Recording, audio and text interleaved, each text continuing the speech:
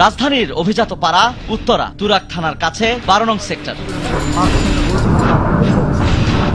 আরটিভির অনুসন্ধানে পাওয়া মাদক ব্যবসায়ীদের তালিকায় শীর্ষে থাকা একজনের বসবাস এখানে।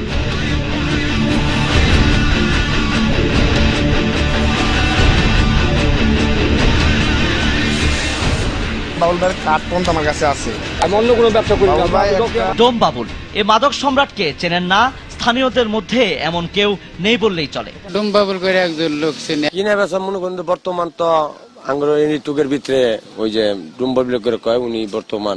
আরটিভির সংবাদ দল চোখ রাখে তার আস্তানার দিকে, কিন্তু সেখানে প্রবেশ সহজ নয়।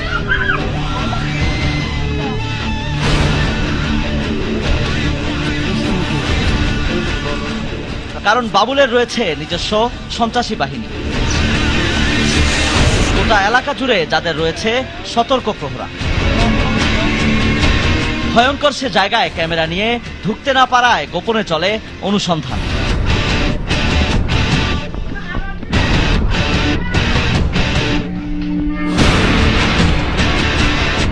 তবু কোনোভাবেই ধূর্ত বাবুলকে ধরা যাচ্ছিল না।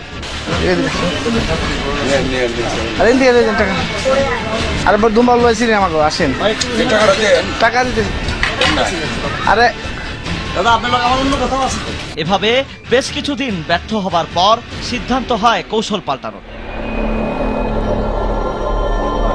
অনুসন্ধানী সাংবাদিকতার নিয়ম মেনে পাখি হয়ে পাখি শিকারে নামার পর আসে সফলতা। ভাই ও ভাই, আমার তো কানে কানে একটু কথা আছে। দাদা একটু এদিকে আসেন না, আমরা আপনার কানে কানে কথা বলতে বলতো। ভাই তো বন্ধুরা একটু পার্টি করুম আর কি, তো আপনি ইয়ে ভাই নিয়ে আসছে, আপনি মনে ছিলেন আমরা তো বাইরের। এক সময় বাবুল নিজেই বের হন মাদক হাতে। কিছুই জানি না, আমি জানি তো টঙ্গি লাখে পড়েছি আর ওই টঙ্গিতে একদম ফ্রেশ না টাকা। আমি সব কিছু ঠিক আছে,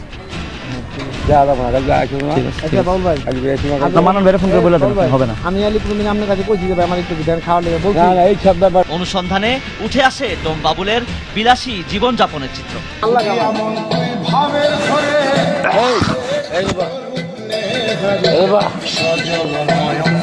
পিক আপ দিলাম তোমাদের গালাগাল করি ভাই, কিন্তু আমি গাঁজা বেশি ভাই, মদ খাই। এক সময় থানার পুলিশকে লাশ উদ্ধারে সহায়তা করতেন। পেশাগত কারণে ডোমদের গাঁজা সেবনের প্রথা ব্রিটিশদের সময় থেকে। সেই সুযোগেই ডোম বাবুল গাঁজার খদ্দের থেকে হয়ে ওঠেন ইয়াবার ডিলার। এখন 12 নং সেক্টরে বুক ফুলিয়ে দিনে দুপুরে মাদকের জমজমাট ব্যবসা চালাচ্ছেন তিনি। হয়েছেন আঙ্গুল ফুলে কলা গাছ, গড়েছেন গাড়ি বাড়ি সহ সম্পদের পাহাড়।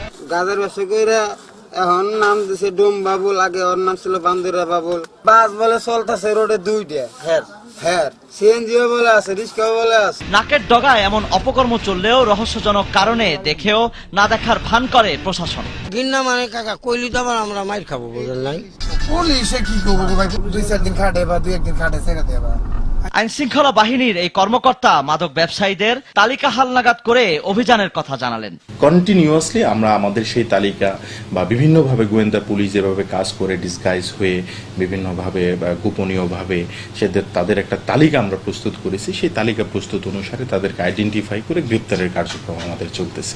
রাত বাড়ার সঙ্গে সঙ্গে এই মাদক ব্যবসায়ীর আস্তানায় মেলা বসে দেশি বিদেশি খদ্দেরের। Your country? সৌদি আরবিয়া।